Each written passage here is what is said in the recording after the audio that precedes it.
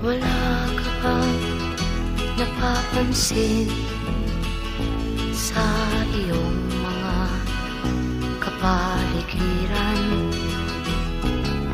Kay dumi na ng hangin, pati na ang mga ilog natin. Hindi na masamang pag-unlad at malayo-layo na rin ang ating narating. Ngunit masdan mo ang tubig sa dagat, dati kulay asul, ngayon'y naging itim. Ang mga duming ating ikinalat sa hangin, sa langit, huwag na nating paabutin.